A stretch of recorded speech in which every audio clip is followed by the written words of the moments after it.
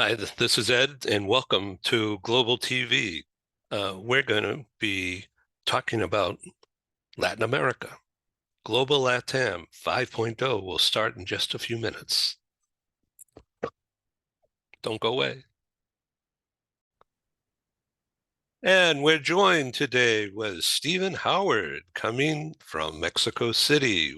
We're live on Global TV Talk Show. Welcome, Stephen. Oh, greetings, Ed. How you doing today? That's great. Looks like you're all bundled up. Is it winter time in Mexico City? We have a cold front that came through, and we're at 2,200 meters, so when it gets chilly, it gets cold. Yeah, that's around 6,000 feet, huh? Yeah, it's a little over 6,000 feet, I think. Yeah. Yeah, isn't that interesting? Okay, we're joined by Paul Falcone. Welcome, Paul.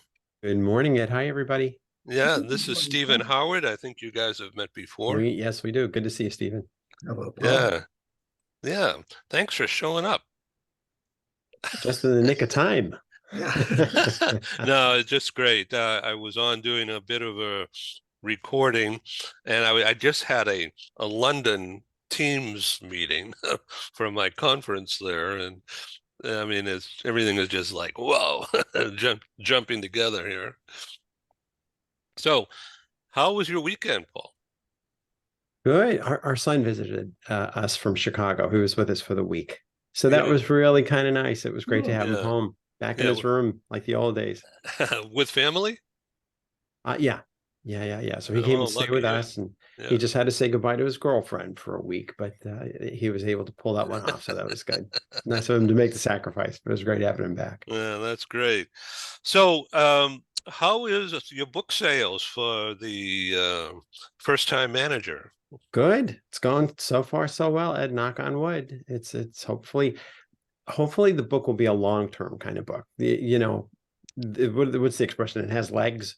I hope that a number of my books have been around for a while, so I hope this will be one of them that we can add to the list. So, but it's off to a good start. Thank you for asking. I appreciate that. Yeah, you bet. Okay, so Stephen Howard has published a lot of books on leadership, and the current one is about humany, Humony, and he coined that word, and it's taken off. It has. It's very fortunate, like Paul. I hope it's an evergreen book as well. Lasts for a while. Might do a few modifications to it next year. We'll see. But yeah, it's doing well and resonating with people. And now we're doing public talks about it. So that's even more fun. Yeah, so Stephen Howard Speaks is the name of your thing? Yes, that's the speaking side of my business. There's a separate website just on that because it's a different audience, meeting planners, people deciding from associations and corporations to book speakers for their events. It's a totally different information than, my coaching practice or my facilitation practice for workshops. Okay, I want to introduce Lachelle Tinder. Hello. Hey, how are you? And here's Camille. Hello. Hello, everyone. Hey, welcome. Hello, Alf. Welcome. Hola. How are you? Hola. Hola. All right, everybody, we are live on Global TV, and so let's just introduce ourselves. Shelley. Yeah, I go by both, and so I thought I'm going to change it back to Lachelle. So anyway, then it doesn't get as confusing for people. Well, I love your background, and I love your new hairstyle. Thank you. I was in Wisconsin, and the wind was just blowing so much, and it created a knot. And I was like, nope, I'm not having this. So I cut off 7 inches. And you became Danish or Swedish or something. It naturally just keeps lightening every now and then. I don't know. I didn't do anything to it. I'm looking and I'm like, how did I get so blonde this time? I don't know what's going on. Well, there must be the lighting in your Hollywood studio. Yes. Probably. Okay, so let's do a self-intro. Camille, welcome. This is your first time, and you're in Portugal, right? Yes, thank you very much, Edwin. I'm in Portugal, precisely in this moment in Coimbra. Yeah, and that's in the south? It's in the north. In the north. Well, I'm upside down. I've been in Porto, Yes. and I've always loved the It's port. super close. It's like 1 hour to Porto from here. It's super, super close. It's the cold side of Portugal, not like Algarve, where people use it to go like for tourism, the beach place, and that's a little bit warm than the north of Portugal. So Yeah, thank you very yeah. much for having me here. Thank you very much for the invitation. I'm Well, so glad to be here. we just met on LinkedIn on I think Friday, and so here we are. So why don't you describe your job? You're with Deal? Yes, I am the senior manager at DEAL. I'm the senior manager taking care right now of Latin America, EMEA, and APAC. Oh, you're busy. Oh my God, all these time Oh, zones. yes. Yeah. It's Okay. Well, kind of yeah, that's breakfast very with cool. APAC, lunch with EMEA, and dinner with LatAm. So, Yeah. Okay. Alf Maron, please introduce yourself. Hi, sure. Thank you. Thank you for the invitation. Well, my Uh, name is Alfredo, but I use Alf just to have it a little shorter. And also, I was a fan of the character that it was popular in the 80s, the male Mac guy. Um, I'm Alf. I live in Mexico City. I'm Mexican. I've been in the global mobility spectrum for 23 years. I have worked with three of the current big four tax firms in the international assignment areas. Also, I worked with Coke for 4 years and almost a year with Syngenta. All this time I've been working on this role for the global mobility services, mainly in tax when I was with the firms, but also I have been doing another things while I've been working with companies.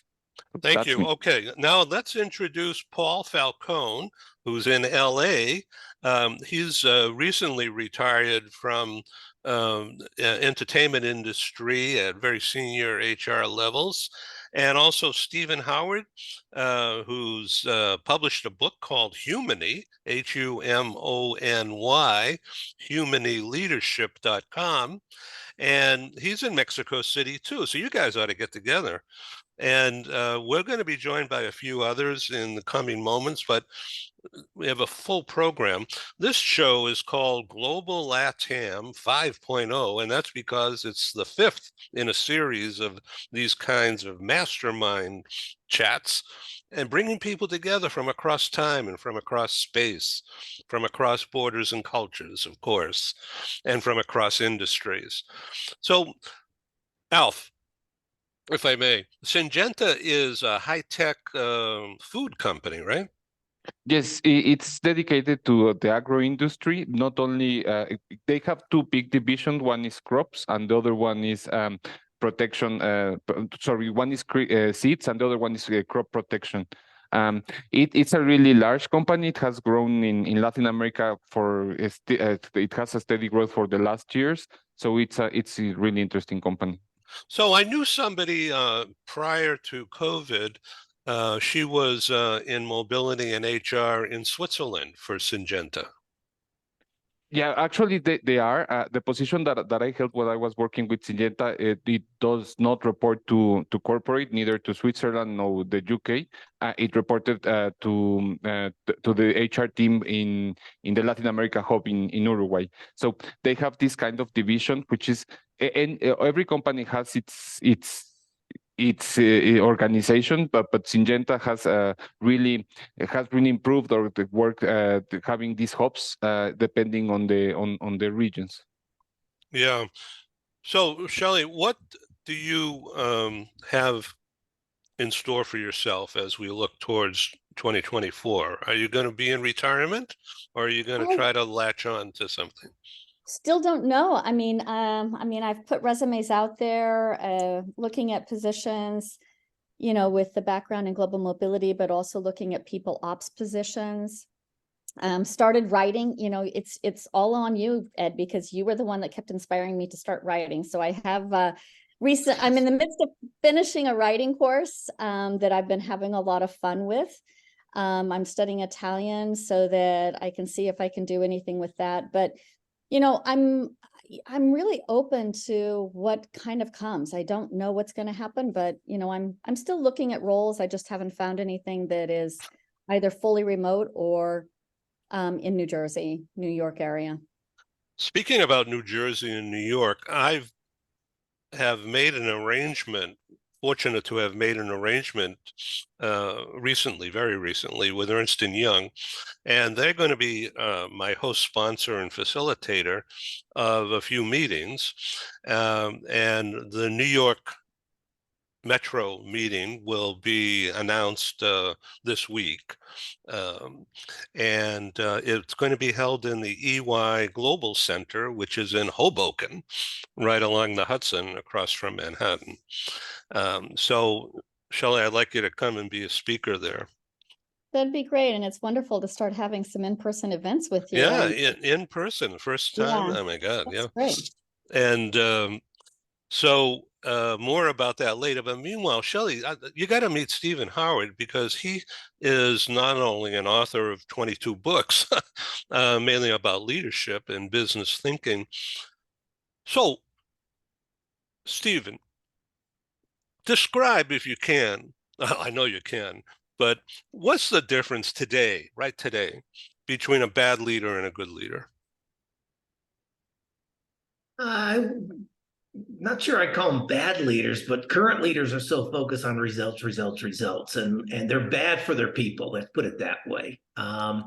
You're good for the company in some ways, but they're going to burn their people out. And we know from research, these kind of leaders who only focus on results or pushing, are burning their people out. They're leading to stress. They're leading to anxiety, and they're the main factor for the Great Resignation and the quiet quitting trend. So, to me, a good leader is one who spins that around 180 degrees and is people-centric first. Pauses, understands that even when you send a text message to an employee at 9 o'clock at night, and you may not expect them to answer it, but what stress are you putting on that employee with their significant other? I mean, they're having quality time, hopefully together.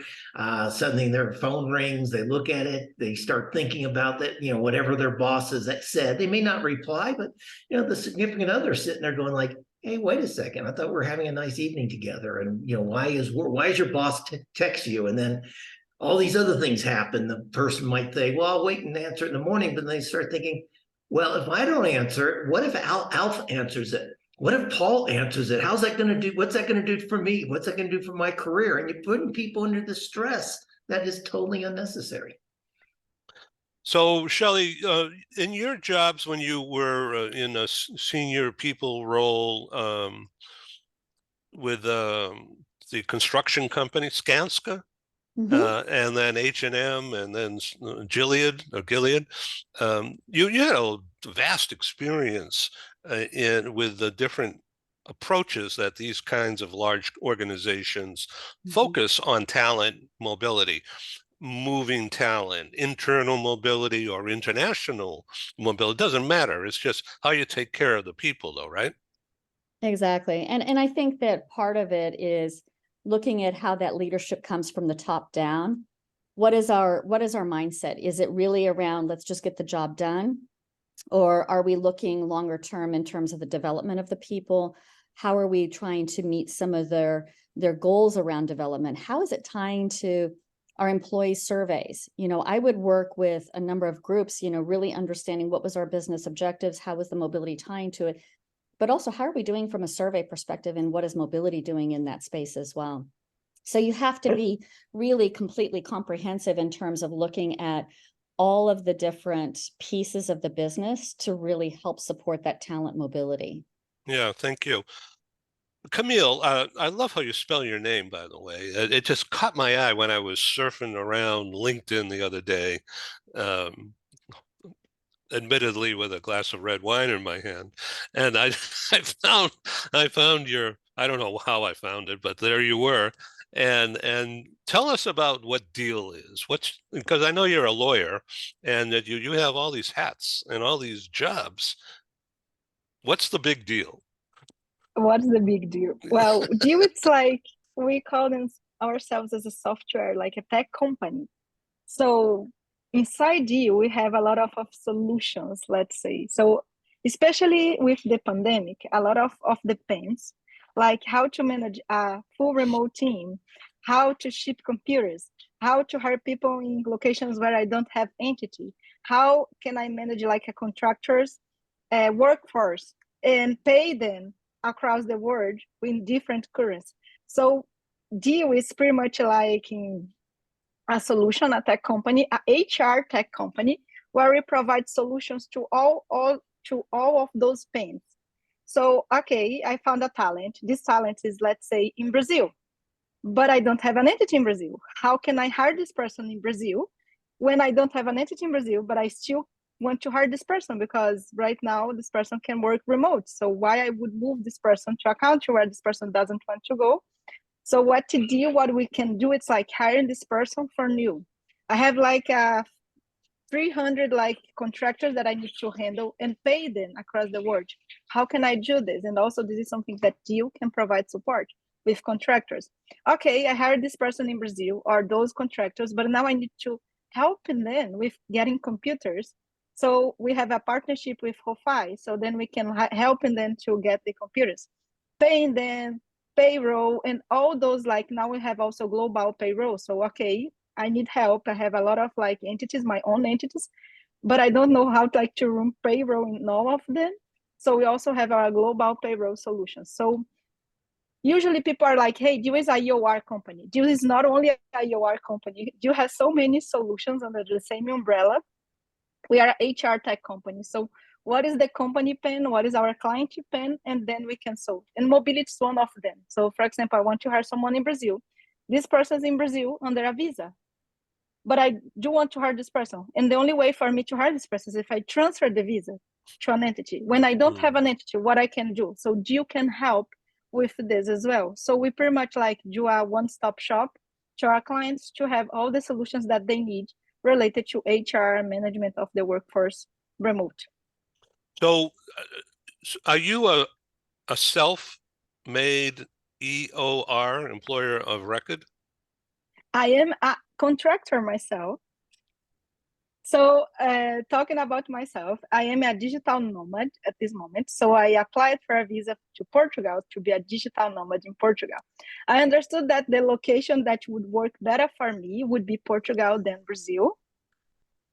And then I am myself a contractor because for me, I prefer the flexibility to be a digital nomad than to be an employee. So at Deal, we have like both options, contractor and employees, full-time employees, but I'm myself a contractor because for me, this is the arrangement that works better for my current like lifestyle. So I prefer to be a digital nomad than to be a digital nomad where I am the one responsible for my own taxes.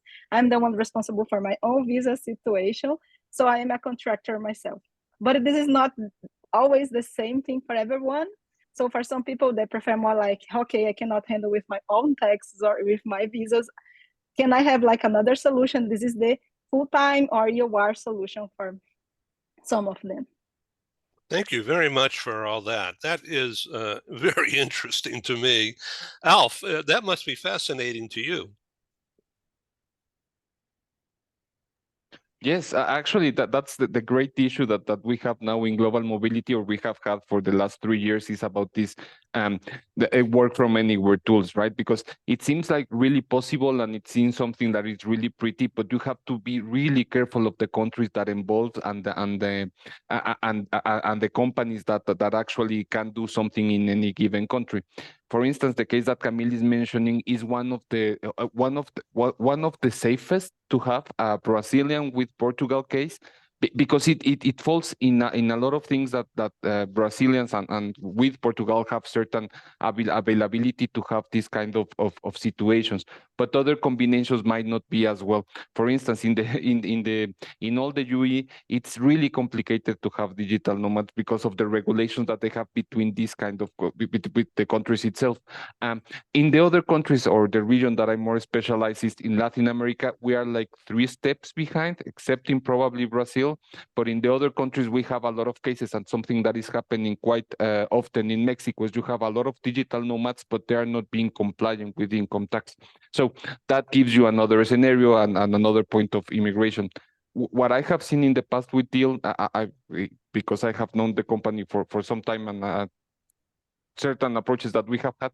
It has really interesting approaches and how they're going to handle and how they handle this, not being a precise employee of records, but also giving this flexibility of having contractors when it's possible, when they can open a company, they open the company, because the employee of records also has a certain situation that goes with compensation, that certain companies are not allowed to pay certain things through EORs. So it's really something really interesting because it combines three things at the same time, right? The digital nomacy that we have right now, the implications with the tax and immigration authorities, and what combinations of countries they can have.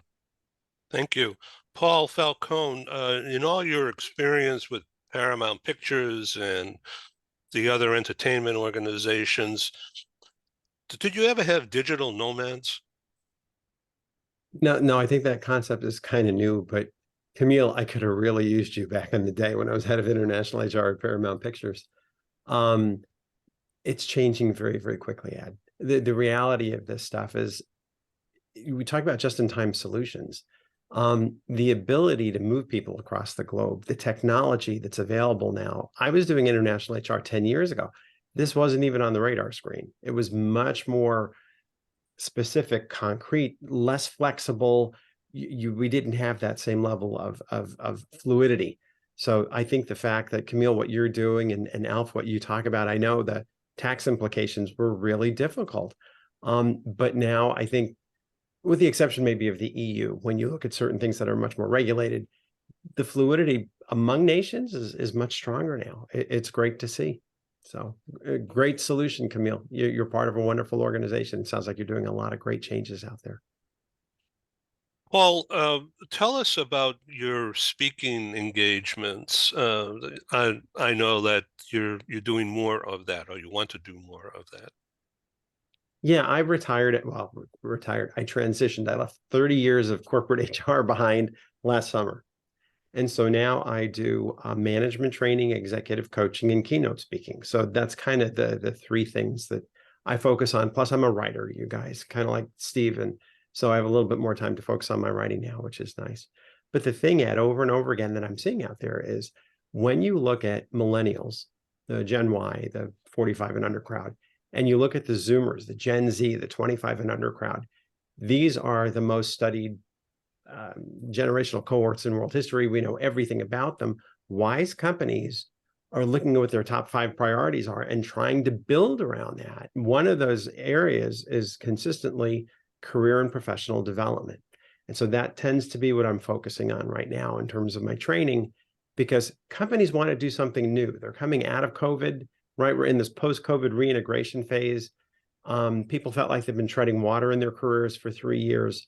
They want something fresh. They want something new. So the timing of the new consultancy that I have is actually pretty good, I'm happy to say, because it's meeting a demand out there as well. Okay, it's paulfalconehr.com. So Stephen, back to you. What is your feedback to you from doing a few keynotes in front of large organizations?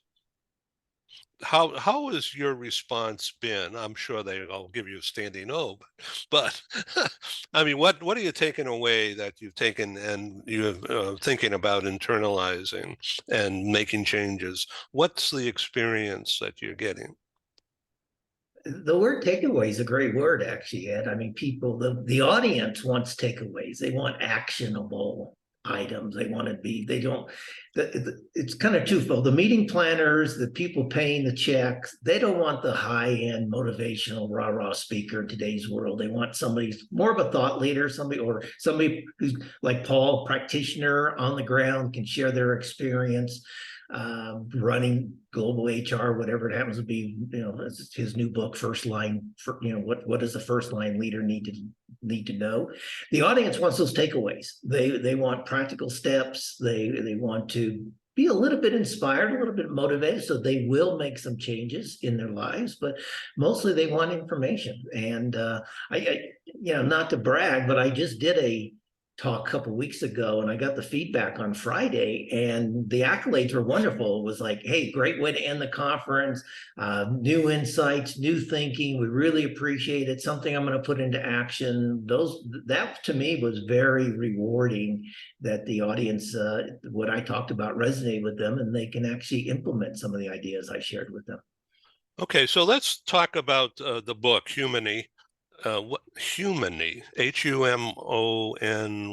What is that?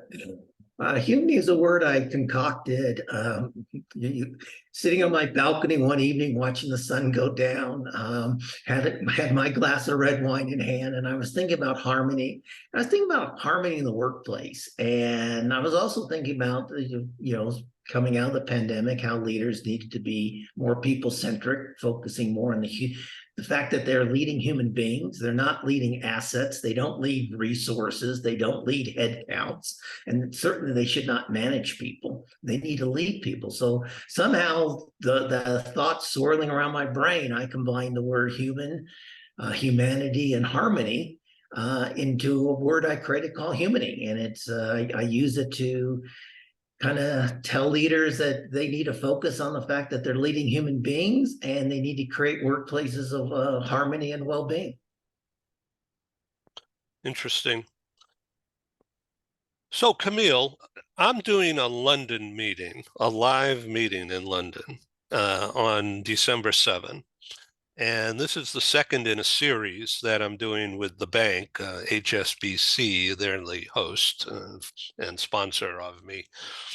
And if you ever need to go to London, maybe December 7 would be a good day for you to travel and come and speak to my audience on December 7. And we'll talk about all that later.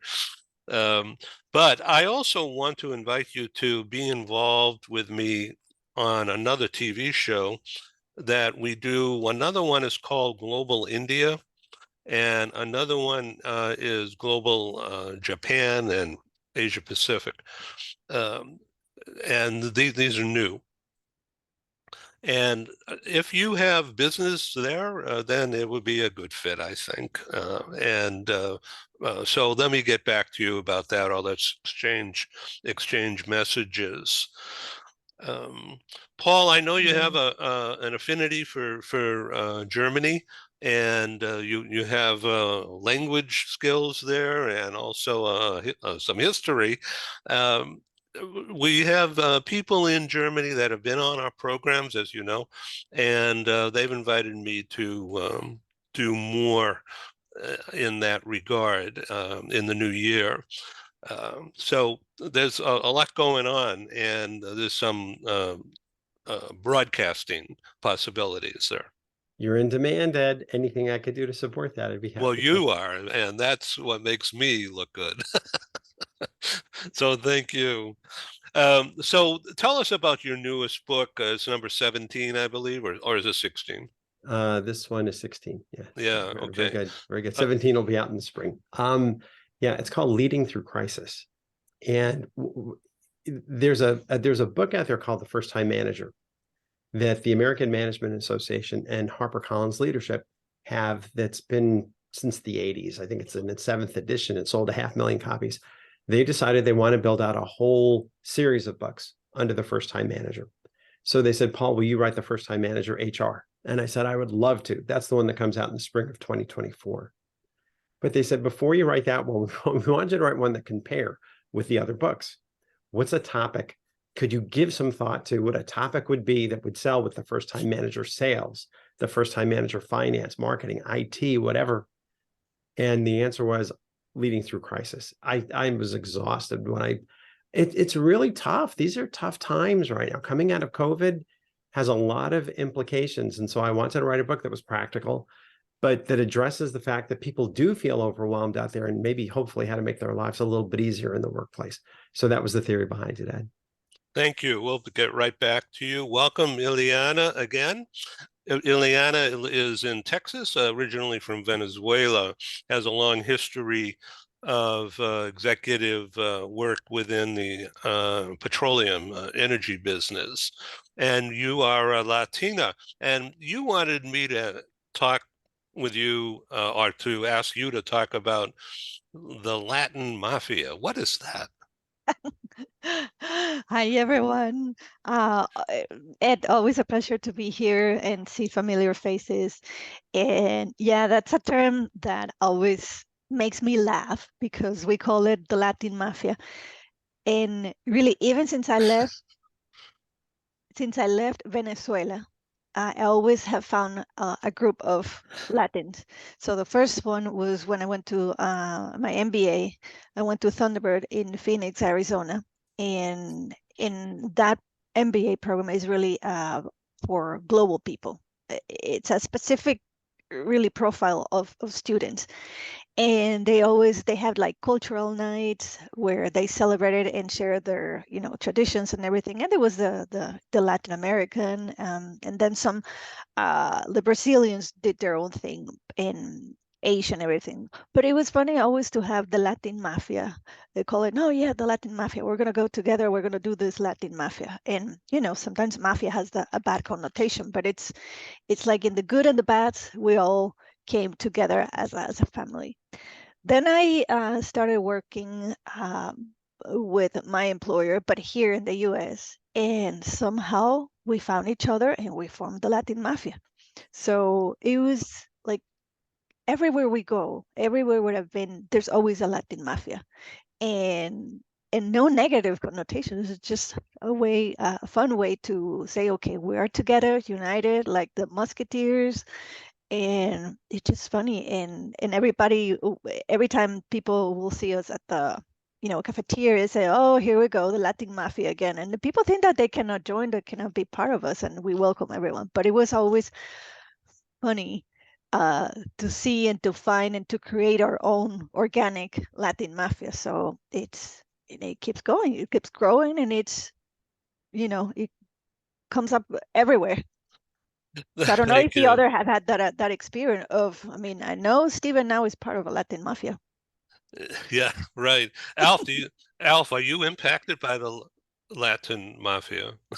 Oh yes, certainly. That's something that, and it was really interesting because when you look at it and that global corporations, for instance, in the years that I worked with the Coca-Cola company, they quite don't understand this part of being a Latin America. So for all of the regions, the main communication was in English, except in Latin America, right? Because that's something that it's not only the language, but also this kind of feeling and the way we approach. So we had this, let's say, I will say that it's our resort as a Latin America resort, where you can go and speak in Spanish and look at everything in Spanish and change your perception of things. So in that case, it was really interesting for all the other regions where the English was the main language, that we in Latin America, even in large companies, we maintain our Spanish speaking, because that's the resort that's one of the resorts that we have. No, also what Ileana is mentioning,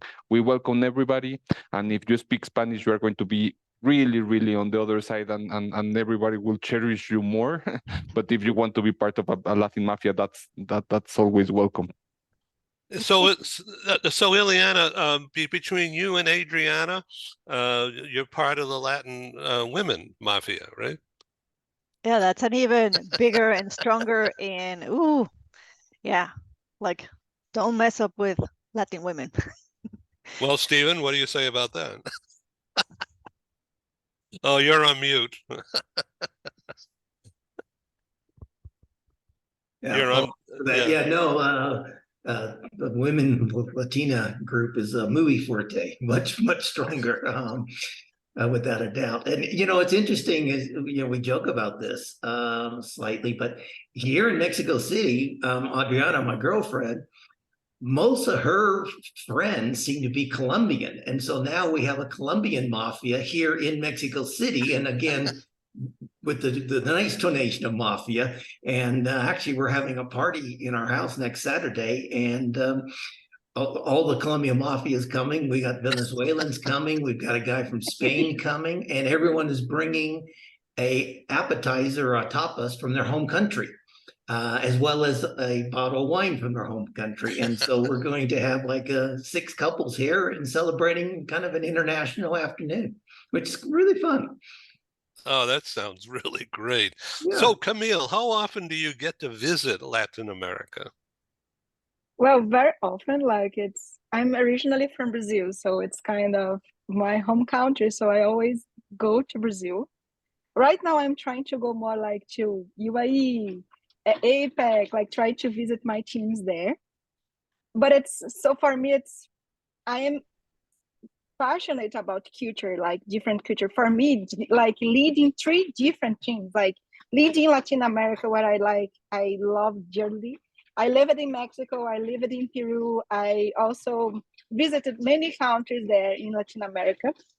So Spanish is my second language, talking about language. So like I feel a lot the Latin side, but also like we know the Brazilians. The Brazilians are a little bit different, like when we talk about Latin. So it's like there is the Brazilian community and the Latino, but for me, I fit in both very well.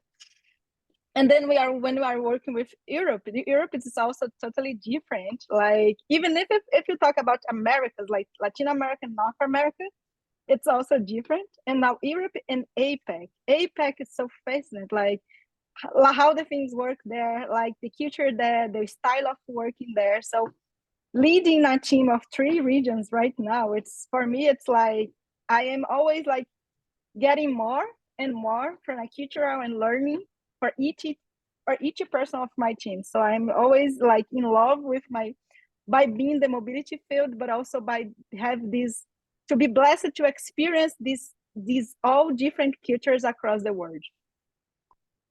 This is such a fascinating program. I love doing this. God. So, Shelley, what do you take from all this conversation for the last 5 minutes or so?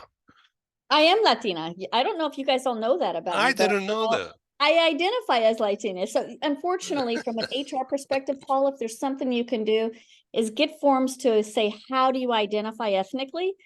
Because I identify as Latina. We lived in South America for 9 years. I'm fully bilingual, but you know, it's interesting because I am most at home in a Latin environment. I listen to Spanish, music, Spanish music. I love bachata, merengue, salsa. But my life is not there anymore.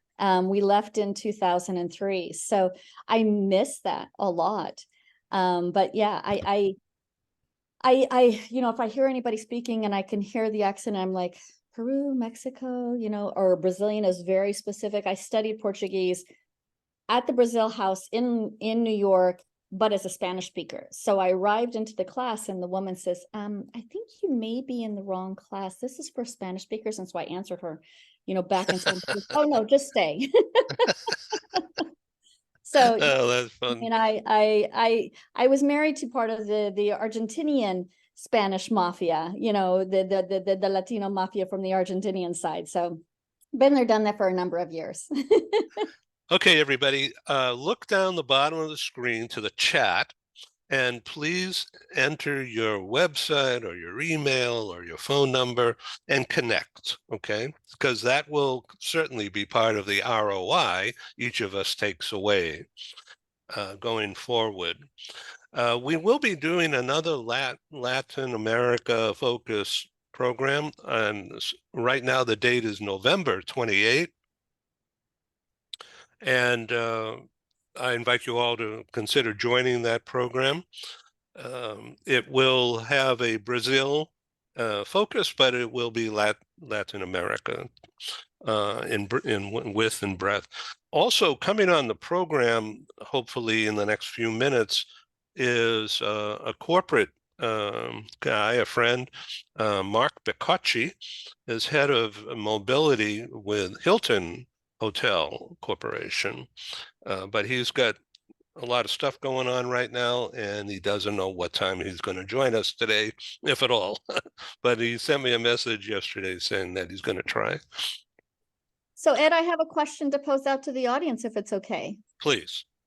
So as we were looking at the employee of record and we're talking about all the different solutions, are you seeing anything out there that's addressing the pension 401k challenge for employees? Because as people are moving around as digital nomads, building that retirement income is something that I think I still haven't seen addressed. Is that something that you're seeing any movement on? Are you seeing companies that are trying to figure out how to do this? Because there's all kinds of challenges from a tax and offshore investing and things like that. So anybody seeing anything on this? Alf, you must have some involvement in that. Well, here's a tricky part. The ones who are thinking about pension, I don't want to say we are old, but we have more experience, or we have looked at from other perspective. What I have seen is younger generations, they are not thinking about that as they should. And for instance, what I have seen, depending on the program, there are programs. What they do is have a let's say international pension plan, so they can adjust to that, or in some other cases include an added compensation to that. Now, this will depend on the countries or the person who's the country that the person is based on. There are certain countries that they don't rely that much on the pension, and there are some countries that do rely, and they look at that, and that doesn't have to do with generation. For instance, there's one thing with Mexican nationals who started working after 97. They will be contributing to the Afore system, not to the previous pension system. So why this is important? Because the Afore system is not as good as it used to be when there was a defined pension plan. And those who are lucky enough to have that defined pension plan, we are going to look at that. But the Afore, let's say Afore generations, they are not going to look at that more because they are not relying on that kind of pension. So what you can offer to them is an extra amount, or what I have seen is this sort of bonus or an extra amount that they can do in a private pension plan. So my main question will be this, my main point will be depending on the age of the person, depending on the country that they're coming, and depending pretty much on how they want to structure their pension, or how they are thinking, because probably they want the liberty to have to invest in something else instead of having on a regular pension scheme. And will there be requirements from a country perspective to mandate how long somebody needs to stay in country in order to be able to then draw out those funds? So let's take, for example, in the Netherlands, the pension program, you can be there as a local, but you have to be there a certain number of years before you're actually entitled to be able to draw back from that pension in the future when you're at retirement age. Well, that will depend actually, and that's a great point, because it will depend in the country. In Latin America, it varies from country to country. For instance, in Mexico, to get able to get those funds, you will need to be 65 years old, even if you don't get a pension, but you will have to come to Mexico and try to retrieve those funds that were contributed. And probably you will have to take the decision, okay, is this worth it? If the company contributed, because when you send somebody to Mexico through a regular scheme, they have to contribute to the pension scheme. In Argentina will be something different. In Colombia, I think it will be kind of the, it's not easiest, but it's the way that is something that it will be, let's say, easy to get that money, but you have to see if this is not going to be taxed. And the one that I love, because it's kind of complex, but it's really interesting, is Brazil. I know Camille can give you a little bit more background on that, but it's really to have this kind of contributions to taken out. And when you send somebody to Brazil and on a regular assignment, it's a really something else to consider, what goes to the pension contributions. So depending on the country, depending on the status of the person, and how they're going to take that money. That's why some of the companies they have this international pension plan, so they contribute to that part. If they see that it's possible to retrieve money easily from the country that they've been assigned or sent that person, in the cases of regular international assignments, then they will discount that from the international pension scheme. Mm-hmm. This is fascinating. I'm getting tons of messages here. The people thinking about joining us, this from all over. I wonder if they will. So the November 28th program for Latin America, I think, is going to have Adriana, but I'm not sure of that, and her boss. But also it will have Laura Gagnon. Do you know Laura? She's CEO of Think Mobility Company in Rio. And so she's going to be on the program, and we're going to build the next Latin America show around her, just not about her, but she's going to be a base. And so Shelley, please come on that. And all of you, you're certainly welcome to join us November 28th. I don't know the exact time just yet, but probably be 12 or 1 o'clock Rio time, but not sure yet. So this is really fascinating. I'm getting feedback on my list of messages coming in from Ernst & Young for New York, Hoboken, and in their global center. It's looking like, Shelley, that date is going to be November 30. All right, and the theme will be looking at 2024, reimagining mobility, talent mobility. EY is going through some kind of a change right now, and so they've developed a program. You can go to their site, you'll see it, about reimagining talent mobility management because of the different types of programs. Alf, do you have that with Syngenta now, the varied programs of mobility, short-term, remote, longer term, business travelers, that kind of thing? Yes, they do have it, and that's the interesting part. There's somebody, or when I was holding that position, there's somebody from the UK who was looking at the international assignments, which were STA, LTAs, and business travelers, and I was looking at these, let's say, permanent transferees across the region.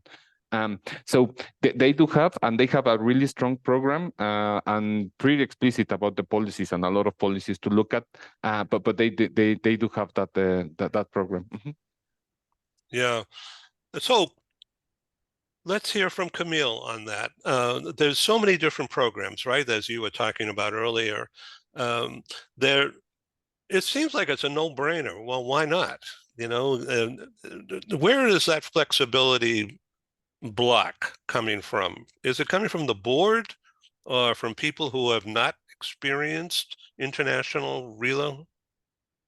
It's like any new thing. It's like you have our policy, you know, like what is a long-term assignment, a LTA, a short-term assignment, and like a permanent transfer. But when you're talking about hire someone through another entity that it's not your own entity, but at the end this person is still your employee, will be linked to you, and there is no, like, this is not in your policy. So it's that you have to reimagine, rewrite the policies, and rethink the way you engage. And also the new generation, let's say, they're not like the previous generation. So, okay, this is your assignment, you are going to go to this country, I'm going to give you this and this and this. And like, usually the new generation are kind of, you know what, I don't want to move to this country, I prefer to move to this country for personal reasons. So I was dealing on the corporate side when the pandemic started, and also after the pandemic, with many questions kind of, hey, during the pandemic, I got love for someone in Italy. And now I'm moving to Italy. I want to live in Italy. And the business was kind of, hey, but I don't want to lose this talent. This person is going to live in Italy. I don't have an entity in Italy, but I really want to keep this person because this person is a key talent for us. How to make it possible? So this is also a shift for the mobility professionals in the mobility world to kind of starting like to only think about policies and like how do the things the way they are doing in the past, and how can we reimagine it and redo this and like have this fitting this on our company, on our policy, like taking care of addressing costs, taxes, what are the risks and what is possible. Like also a lot of people after the pandemic, hey, how is your policy, the company policy for remote work? I want to work remotely for Colombia, I want to work remote for Costa Rica, and like, would you allow me to do this? If you allow me, and like companies are kind of, no, we are not allowed. So companies start to say no, no, no, no, and with many no's, they start to lose talents, and they're kind of, okay, well, I think we need to rethink what we are doing here, because we cannot only say no, we need to find a way to make it possible. Let's limit this to 3-6 months. Let's flag what countries we are allowing this and for how long, types of visa, the situations that are allowing this. So this flexibility that comes, and this is like increasing. We know that many companies are like, okay, let's back to to the old style, and let's say let's back to the office. We have a cool office. We have lunch. We have coffee in the office. But there are people that I prefer not to come back to the office. And how to deal with this, especially if you're like in a battle for software engineers. Software engineers are like right now gold in the market, and finding them and keeping them is a challenge. So my view, like by both sides, especially because I had to deal with this on the corporate side, is we have to redo and reimagine our policies. And it's not going to be like in the past. It's going to be new, and you have to accommodate new solutions available in the market, like EOR, contractors, and know how we can handle this in the middle of this. So it's really interesting when we talk about working internationally remote.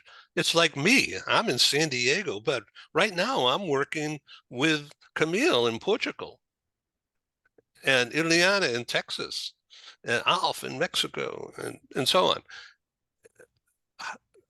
Will that be a tax liability for me in multi countries? I'm going to have all these cops looking for me. Well, only if we were paying you. That's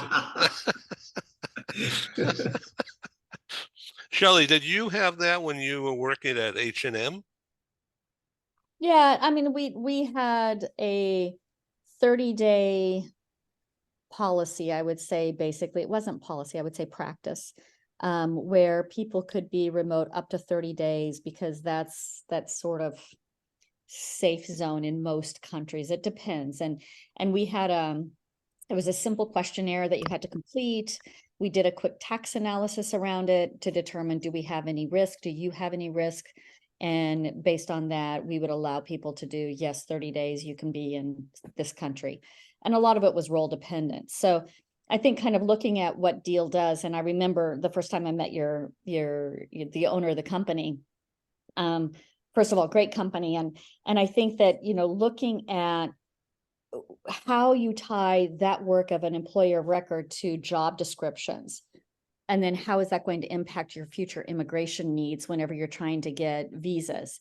All of these have to work in tandem, because if you don't, and you start like shifting things, then you're going to maybe run into problems that you weren't expecting. So it's always that 10 steps down the road that you need to be taking as the approach. But I think a lot of companies are looking to say, how do we offer some flexibility in most roles where we have that opportunity? But being clear from the beginning. And I think that the role description is where you can really kind of set that aside and say, what's our practice on this? Because we know it's going to keep coming more and more. So we're coming up to an hour. Do you want to keep going, or do you want to end it? Shall we go for a few more minutes and see what happens? So I just got word back from EY in New York, and so the date for the Hoboken event will be November 30, live, and part of it will be broadcast at the same time. So let's talk about all of us joining again in Hoboken, if not live, and then online. And it should be a great program. So, and November 28th will be virtual on Global LatAm. So I'll confirm with Laura what that time would be, but I'm pretty sure it'll be noon or 1 p.m. Rio time, which I think would be 4 hours to LA. But I'm not sure anymore. In London now, and maybe Portugal, the time has changed today, right? I think it changed in London today. I don't know about Portugal, daylight time. So Stephen, what kind of leader would be necessary, if you could describe a personality, to deal with what's happening with all these changes and uncertainties swirling around? Your book gets into detail about being kind and being a coach and being open and people oriented. But what other words or what other phrases do you want to drop on us here that we should take away? I would suggest two: vulnerability and humility, humbleness, humility, however you want to phrase it. Leaders today cannot have all the answers, and they have to be able to have a bit of vulnerability and say, look, I don't know what the answer is here, but I do believe in the team. I do believe that together we can figure this out. Things are changing rapidly, and they're going to continue to change. I call it the new abnormal, because there's nothing normal about our work environment. As somebody earlier said, it's complicated. It's difficult working environment these days. So vulnerability, and the interesting thing about vulnerability, I mean, if we go back 20, 25 years, a leader wouldn't want to be vulnerable because that was seen as a weakness. And the leader has to be strong and, have all the answers and tell people where we're going to go and all that. Vulnerability, research shows, actually builds trust. And other research shows there's a huge lack of trust in the workplace between employees and their managers, but also by managers and their employees. So you can break this lack of trust cycle down with a little bit of vulnerability and saying, I don't have all the answers. And I'll make one quick last point, particularly in terms of mental wellness. I mean, leaders should be able to say, hey, guys, I'm taking 2 hours off this afternoon. My brain's fried. I'm tired. I'm exhausted. As a good example to their employees who also need to take some time off and refresh themselves. And because we're burning our people out. And this is becoming the next pandemic is going to be a burnout pandemic and impacting the workplace. Yeah. Paul, how would you describe the leadership style of Elon Musk? Oh, I hate that question. It's a great question. You guys, I think we all have different opinions, right? When you talk about transformational leadership and the man is reinventing space. A big X, right? Yeah, well, I get it, but it's really hard because I have no special insight into any of his organizations, but I don't hear good things. And when you constantly don't hear good things, you look to the leadership, and that really is the culture in a lot of ways. And so I've known a few people that have worked in those organizations that didn't last long, didn't have good things to say. And then, with the publicity the person gets on the news, I think that hurts too. I don't know. You can sit back and say, it doesn't matter, he gets results. And if that's your answer, that's your answer. And I could understand that. That's not what I've ever used as a model for me. I'm not successful despite people. I'm successful through people. And I'd rather go with that Richard Branson model at Virgin that says, train your people so that they can leave, but treat them so that they'll never want to leave. I mean, there's a kindness element to it. Stephen, I totally agree with you. I mean, on top of the agility and the adaptability that everyone needs out there, because it's like living life on a skateboard, your career these days, or on a surfboard, whatever it happens to be. I do think this idea of vulnerability, the selfless leadership concept, is really where it's at. Because just real quick, Ed, when I teach at UCLA and I go through the class and I'm like, tell me about your favorite boss. I just want to hear about him or her and what made that person your best boss you've ever had. And it's always like, person had my back, challenged me to do things I didn't even think I was ready for, seemed to have more faith in me than I had in myself, encouraged me to go back and get my education. She was worried about me as a person, not just as a worker. These things were, this is how you build bonds. This is how you get retention, because they fall in love with their boss. And I don't mean that physically, you know what I'm saying, but that's it. The expression is true. People join companies, but they leave managers, right? 2 years later, they're like, get me out of here. I can't work for this person anymore. That's the immediate link. If you could strengthen that bond, and if you can strengthen that muscle in the management side, boy, you've got gold. It makes a tremendous difference. It really does. Let's talk about gold. I was watching the football game the other day, UCLA, and you were a student there, and you were a band member, and you walked around the Rose Bowl a lot, right? I did for 4 years. Nothing that we're counting.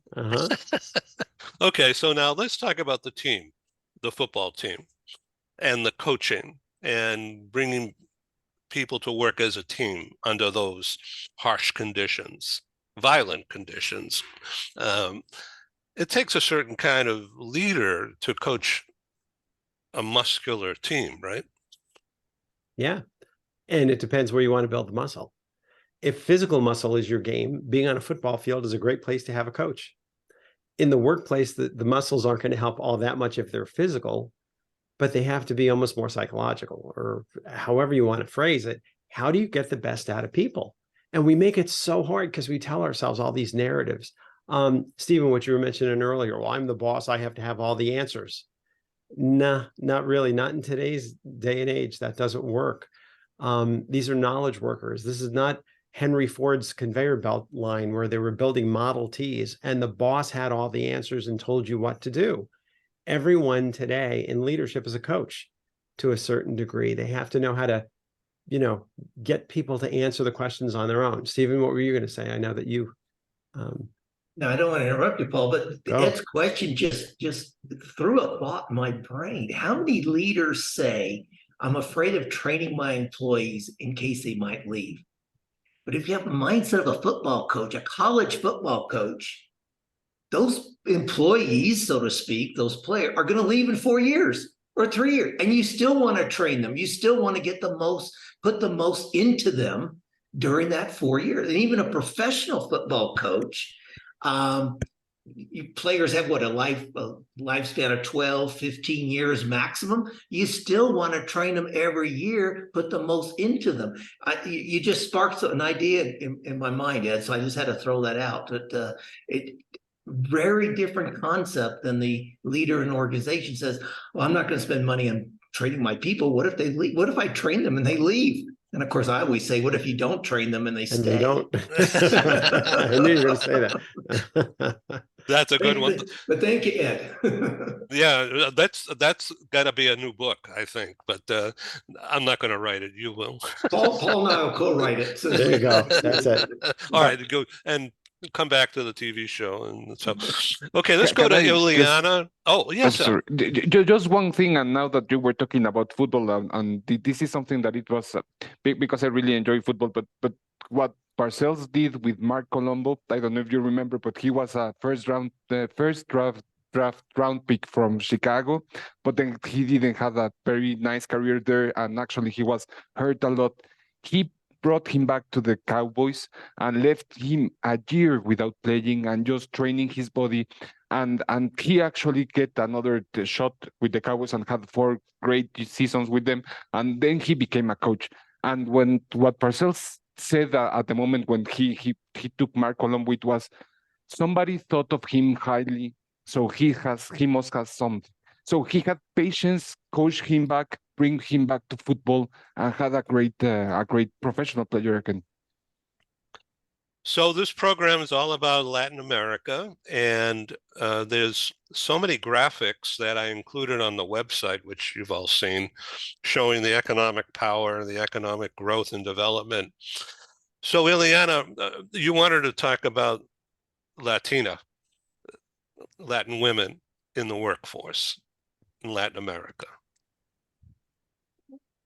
Yeah, and it's really the female Latin workforce, not just in Latin America, but the impact that we women have had, even in our own countries, but now here, mostly in the U.S., where I have seen it.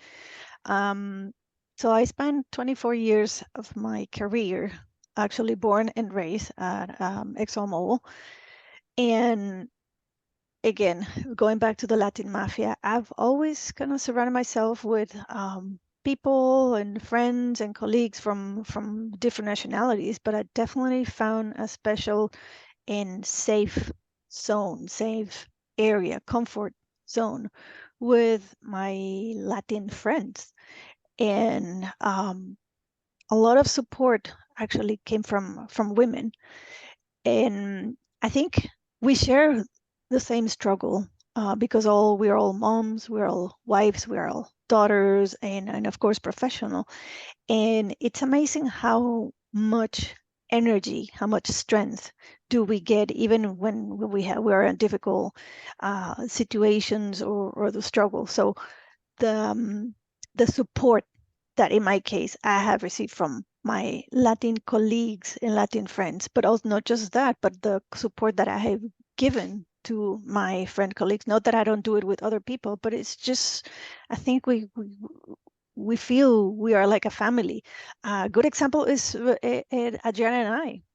Adriana and I were best friends in high school, even though we were in different high schools. But I can't imagine how many times I have sleepovers at Adriana. So we were really a friendship from, really good bond. And then we lost track of each other, but then we find ourselves back. Somehow I was traveling to Mexico and we connected and we saw each other, and it was like we never got separated. And so she was looking for a job, and I was in this company. So somehow Adriana ended up working also with ExxonMobil, and yeah, we both had a successful career and everything. And at some point we both struggle not finding ourselves in this company environment, and she left before I did. And I really was proud of her, actually leaving and not staying in a place where it was not for her. And I wanted to do that, and I actually had to wait for my time and place to do that. And now that I'm out, I also, we both find our purpose. Hadn't she been in that position, in that career, I don't know, but I think those struggles or those those struggles are the ones that make us strive. And look at her, she has already published 4 books. She's very successful.